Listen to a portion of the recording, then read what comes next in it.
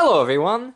Today I will be ranking all the Beatles albums from worst to best. This list will include the 12 UK releases, as well as Magical Mystery Tour, because that is considered part of their core catalogue as well. Of course, this list is my personal opinion, so it's perfectly fine if you disagree with me. I will discuss why each album is placed where it is, as clips from each album's era play. Unfortunately, I won't be able to play their music in the background, as I don't want to risk the video being taken down for copyright infringement. Because you can make videos with as much offensive and disgusting content as you want, and your video will stay up, but if you include a few seconds of someone else's music, you run the risk of your video that you worked so hard on being taken down! So let's begin.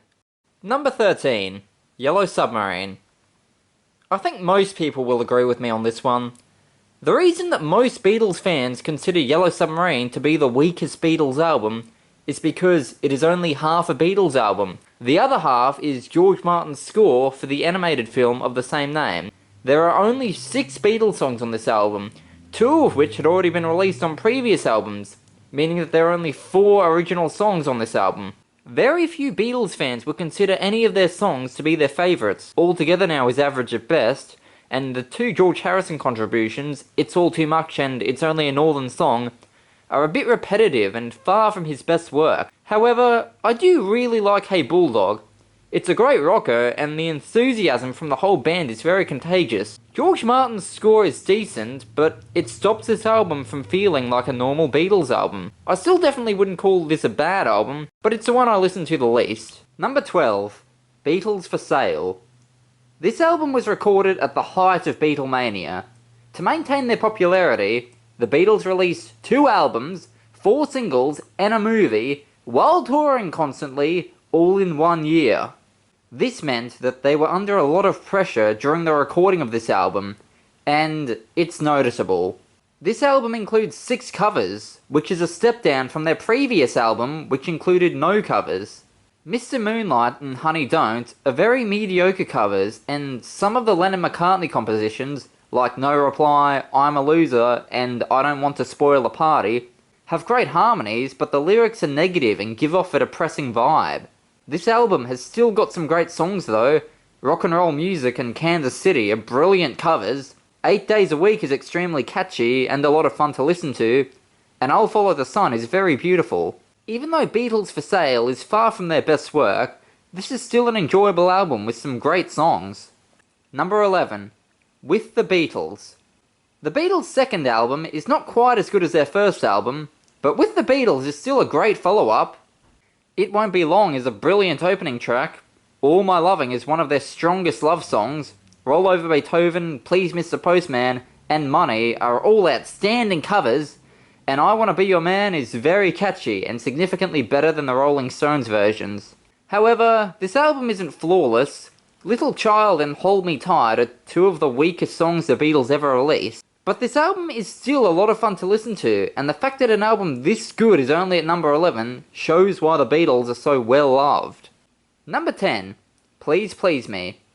The amazing thing about the Beatles' debut album is the fact that it was pretty much recorded live.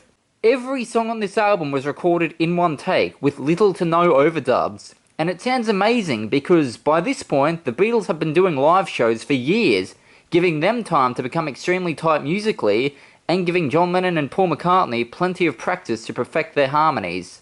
I Saw Her Standing There is filled with enthusiasm and energy, and it's the perfect opening track. Ask Me Why and P.S. I Love You are excellent ballads. The title track is one of their catchiest early songs, and Twist and Shout is without a doubt the greatest cover they ever did. Even though Chains and A Taste of Honey bring this album down a little bit, this is still one of the greatest debut albums of all time.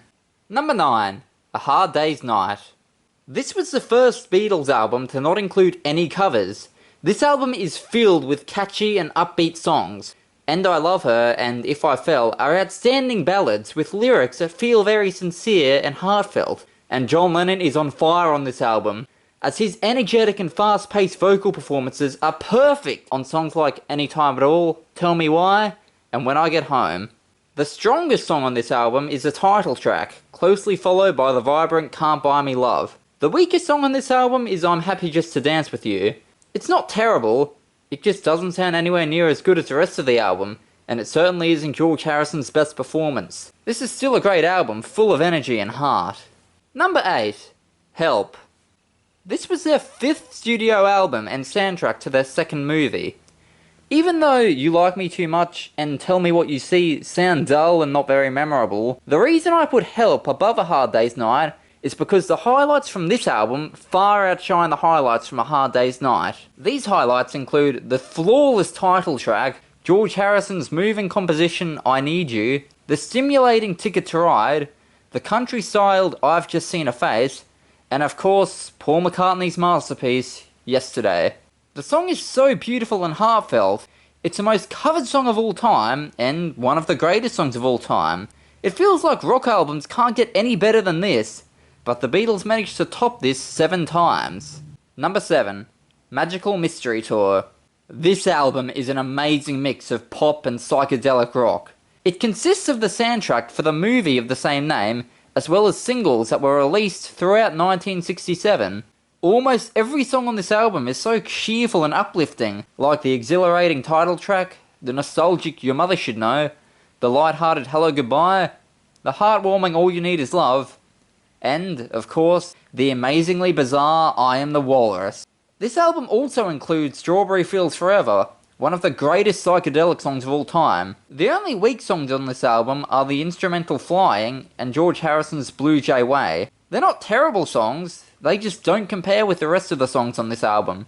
Overall, this is such a feel-good album that will instantly make you happy, and the only reason it isn't higher on this list is because it doesn't flow as well as some of the other albums. Number 6. Let It Be. This album has more of a laid-back feeling to it than the other later Beatles albums, and it sounds awesome. Some of this album was actually recorded live from the last public performance the Beatles ever did. Paul McCartney is killing it on this album, pumping out songs like the title track, Two of Us, The Long and Winding Road, and Get Back. And he and John sound amazing when they trade vocals on I've Got a Feeling. Although, I'm not sure why Dig It and Maggie May are on this album. They're not really songs, they just sound like the Beatles fooling around in the studio. But both tracks are short, so they don't bring this album down too much. Okay now, it's time for the top 5. Number 5. The White Album. This double album shows the Beatles departing from their psychedelic sound for a more raw sound, and it is amazing. The 30 tracks on this album sound very inconsistent when put together, but it works so well. There's so much to love about this album.